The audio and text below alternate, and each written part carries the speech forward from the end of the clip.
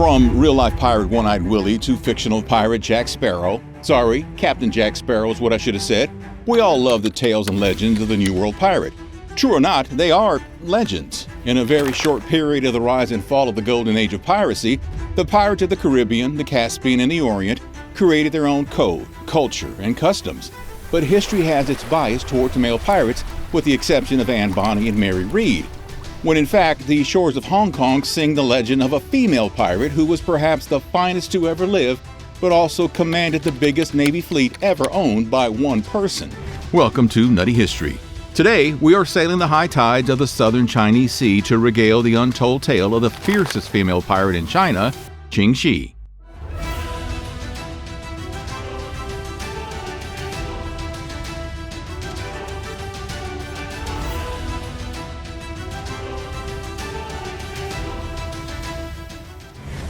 From rags to riches. At the turn of the 19th century, the Cantonese shore of Guangdong was a popular hub for the southern Chinese sea pirates. The major attraction of these shores was obviously the floating cat houses, and that's why most pirates of the Orient would flock around the islands of the Canton River Delta. At this time, Zheng Yi, a generational pirate, was the most influential pirate in Asian waters, and he was backed by Vietnamese patrons. His cousin, Chiang Kai, was the leader of a large confederation that was ruling the waters from Singapore to Vietnam and Malaysia to Guangdong. In 1801, Zheng Yi took over the leadership of the Piracy Confederate and began targeting small local fishing vessels to intercontinental merchant ships carrying precious metals and valuable cargoes like Chinese porcelain, cotton, tea, silk, spices, and all kinds of vices. Under his leadership, pirates were not shy from attacking and looting coastal villages if there weren't enough ships to meet their targets. His Red Flag fleet consisted of 200 ships and nearly 10,000 men, so there were no margins of leniency. Zheng Yi was the king of the Chinese waters, and anything he could lay his eyes on would be his with one command. And that's where Qing Shi comes in. It's hard to say if Qing Shi was abducted by Zheng Yi's crew on his orders, or she was sold to him on his demand, or maybe she was gifted to him. Perhaps she went to him of her own free will when she was told the pirate overlord wanted to marry her. Qing Shi was born Shi Young in extreme poverty in 1775. And when she got of age, her parents put her in a floating cat house to support the family. Floating cat houses were boats designed for providing business of pleasure to mostly sailors and pirates. When I turned 26, I was given the opportunity to marry the mightiest pirate in the Orient. But just because I was a cat house worker, it doesn't mean I had to be the trophy wife of the pirate warlord. No, I wanted us to be equal. I demanded Zheng Yi to take me not only as his life partner but also as his business partner. I wasn't going to be the wife of the pirate king. I wished to be a pirate queen. Despite all the red flags around their proposed marriage, the pirate king of the Red Flag fleet agreed to both demands the lady of his dreams had made. She had to assume 50% control over his Red Flag fleet, and he had to split all his plunder and treasure with her. Now, if you're wondering whether Zheng Yi was really that blind in love, or if Qing Shi had cast a dark spell on him, well, you know what? It's kind of hard to say. But Qing Shi definitely had a reputation attached to herself. During her days as a cat house worker, she was famous for using her incredibly effective pillow talk to influence men. Qing Shi wasn't just a gold digger, she very well knew what she was doing, and perhaps Zheng Yi too had recognized the potential in her before agreeing to the prenups. This was only the beginning of their incredible partnership as not only spouses but also dual pirate overlords of the Chinese seas. The Power Couple. Given her experience and information gained as a cat house worker, Qing used a secret she learned to wield power over her wealthy and politically connected clients. The husband and wife together rapidly grew their fleet from 200 to 600 ships in no time. The crew had reached a population of 40,000 across the entire fleet. By 1806, the Red Flag fleet was nearly 1,800 ships strong. And not only that, the fleet was color-coded, with the lead fleet being red and the remaining fleets black, white, blue, yellow, and green. The White Flag fleet was a small-sized fleet that usually sailed in consort with the Red Flag fleet. The 100-ship Black Flag fleet was famous for two reasons: for being commanded by the notorious pirate Ku Po Ta, and two, Ku Po Ta's insane love for literature. He built a massive library on his ship. The green and yellow fleets were quite small and often sailed in consort with the Blue Flag fleet. The Blue Flag Fleet comprised over 160 ships, making it the second largest in the Confederation. The cargo they would loot would be sold to friendly merchants who were willing to work with pirates. They would buy goods at a heavily discounted price to sell them at full prices. Corrupt officials were given bribes to turn a blind eye to this illegal affair. Zheng Yi, along with Qin Shi's support, grew brave enough to attack every European vessel that wasn't armed to the teeth and still dared to enter their territory. In fact, Zheng Yi and Qin Shi preferred European ships over Chinese ships. The European cargoes were just as valuable as the Chinese cargoes, but they also had the extra bonus of hostages that can be ransomed. Chinese seamen were also often taken captive, but mostly to be punished so the pirates could learn where the crew had hidden valuables on the ship. European sailors, on the other hand, were probably treated fairer as there are no records of them being harmed by the pirates of the Orient. So John Turner, the chief mate on the Tay, spent 5 months as a hostage on one of the ships in Zheng Yi and Qin Shi's fleet. He was held captive in terrible conditions, but was treated much better than captured officers of the Chinese Imperial Navy. In his memoir, Sufferings of John Turner, chief mate of the country ship Tay bound for China and captivity among the Ladrones, he mentioned how Chinese sailors had their feet nailed to the deck by the pirates and organs were taken apart. Ouch and ouch! By 1809, the Red Flag Fleet was one of the most powerful in China, and the long stint of success after success earned Zheng Yi and Qin Shi the head chair on the Council of Six Asian Pirate Leaders in 1805. It was Zheng Yi who sat on the seat, but everybody knew that he shared the power with his wife. The 6 leaders agreed to not target the same waters or squabble over the prizes taken. Zheng Yi and Qin Shi's control over the Chinese seas was absolute now. They were no longer obliged to attack merchant vessels. Zheng Yi only had to intimidate them of Red Flag Fleet's presence, and most of the vessels were more than happy to pay Zheng Yi protection money instead of recklessly sail the Orient tides. With Qin Shi on his side, Zheng Yi became a force to be reckoned with. The Red Flag Fleet became so influential in Chinese waters that the Daoyang Emperor granted Zheng Yi the title of Golden Dragon of the Imperial Staff, officially promoted him to the rank of prince.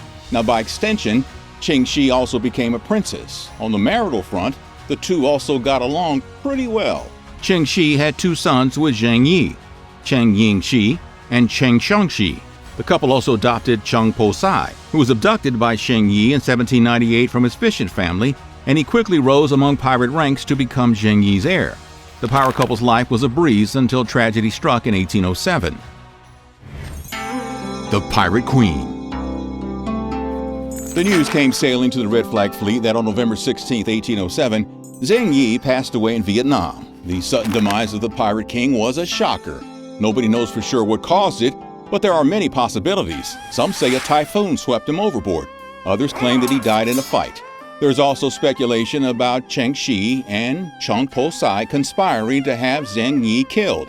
Immediately, a power crisis emerged in the Red Flag Fleet about who would be the next pirate overlord. If Cheng Po-sai ascended, then that would mean the end of the glory run for Qin Shi, as she would have lost her status as the wife of the pirate overlord and most possibly would have to return to the floating cat houses of the Canton. But after pouring her life, blood, and sweat into building the mightiest pirate fleet the world had ever seen, Qin Shi had no intention to return to her old life. For one, she was not just the widow of the departed pirate overlord, she was a pirate overlord. The surviving partner of the alliance between her and Zheng Yi, she was also the closest kin of Zheng Yi, and so inheritance was natural in her case. But Cheng Po-sai had a stronger case because he was a man. Pirates, even in the East, had always been a predominantly male community with very little room for women. So making one their overlord was a highly controversial and radical idea. Cheng Po-sai was also the chosen heir of Zheng Yi. Qin Shi had 2 obstacles in front of her: either convince Cheng Po-sai to secede from his claim or eliminate him, or she could go around him and convince the other 5 leaders of the Pirate Leader Council to back her instead of him. But again, she was a woman in a time like that, and asking 5 men to choose her as their leader was a near impossible task. On the surface, these odds look unbeatable. But nobody knew that behind the doors of our married life, Zheng Yi and I had a secret. A secret that would aid me to become the mightiest pirate in known human history. Cheng Po-sai wasn't only Zheng Yi's adopted son, he was also our consort. In simpler terms, what I am trying to say is that Zheng Yi, Cheng Po-sai, and I were more of a throuple. like a couple with 3 people. It is believed that Cheng Po-sai and Jing Yi were in an amorous relationship long before Jing Yi married Qing Shi, and often the 3 of them shared a bed. Hey! Within a few weeks of Jing Yi's death, Qing Shi took Cheng Po-sai as her lover and husband and formed a new alliance. But this time it wasn't an equal partnership. Cheng Po seceded his claim to the Red Flag Fleet and supported Qing Shi's claim to become the sole pirate overlord. The other fleets unanimously elected Qing Shi as their new pirate overlord, and she made it very clear that she had no plans to stop or slow down. In fact, she had plans to renovate everything under her command. Although the stigma of being a woman pirate was far less in the East than in the West, still leading an armada of 40,000 seamen was no walk in the park. Now, while Xing was brash and loud, she was quiet, and she carefully calculated the fleet's plans. She cultivated personal relationships to convince rivals to recognize her status and authority. After consolidating Cheng Po-sai at her side, she sought the support of various members of Yi's family and gained the backing of Zheng Yi's nephew, Qing Pao-yung, and his cousin, Qing Qi. With every pirate bending his knee to her, Qing Shi expanded the Red Flag Fleet to unprecedented numbers. At the time of the death of Jing Yi, most of the 800 ships of the Pirate Federation were junks. Now, the junk ship was the mainstay of Chinese waters for centuries. These ships could carry up to 800 tons of cargo and bristle with 40 cannons. As there were no clunky keels in a junk ship with the help of their retractable rudders, junks were able to stay afloat even in shallow waters and could surprise a target vessel at anchor like a sitting duck. If that doesn't sell you the idea of buying a junk ship, they were also equipped with small boats that could carry 20 men and a number of swivel cannons to stealthily approach enemy vessels. Under Qing Shi's leadership, the Red Flag Fleet often took on entire naval fleets of the European powers. Richard Glasspool, an East India Company employee, was taken captive by Qing Shi in September 1809 and had to endure the ordeal of being a hostage until the month of December. According to his observations, Qing Shi's navy of pirates had grown to nearly 80,000 strong, and the number of ships had increased to some 1,000 large junks and 800 smaller junks and rowboats. Qing Shi versus the world. The massive armada that Qing Shi and Cheng Po had amassed was now posing a serious threat to the Qing dynasty. So the Qing emperor ordered a fleet of his own to go and destroy the pirates. Between July 1808 and July 1809, Qing Shi's fleet twice decimated the Chinese naval fleets guarding the river delta between Portuguese Macau and Canton. The first time it took only 16 hours, and the Chinese admiral was so embarrassed that he ended his own life. Also, Qing Shi continued to pillage and arson coastal villages, costing 10,000 civilian lives, and she destroyed 2 Portuguese ships protecting Macau in September 1809, among many other European warships in the area for trade. The Chinese Navy failed to get a jump on Qing Shi's fleet, and she captured about 63 ships of the Chinese Royal Navy, a number greater than the ships she lost in the battle. To humiliate the Chinese government, she also forced most of the Navy men to join her pirate fleet. So instead of facing losses as the Qing emperor had hoped, Qing Shi came out of the battle with a net profit. Obviously, for the Chinese emperor, this was an insult, and he not only ordered the rest of the Chinese Navy to go to war with the Red Flag Fleet, but also enlisted the aid of the British and Portuguese navies in the effort and hired Dutch mercenaries to assist. For the next 2 years, Qing humiliated the world's powerful navies and kept on gaining more ground and water alike. It appeared she could not be defeated.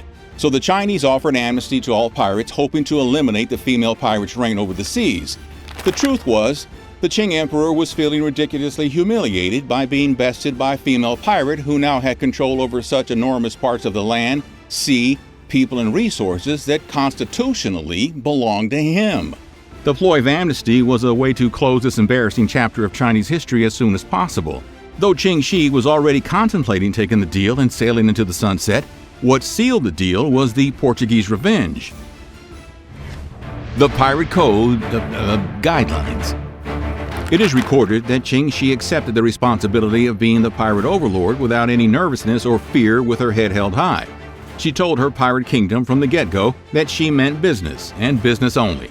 While her rule may appear harsh and too lawful for a pirate conglomerate, she was a shrewd businesswoman, and her industrial acumen was recognized by the entire fleet. Qing Shi went to great lengths to establish an ad hoc government in her naval realm and bound pirates to pay taxes and protected them by forming laws.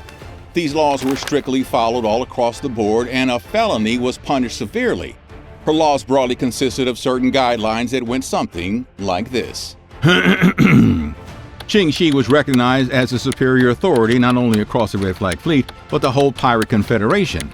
Any instance of disobeying her orders, dismissing or neglecting her authority, or attempting to cause a mutiny would result in a beheading on the spot.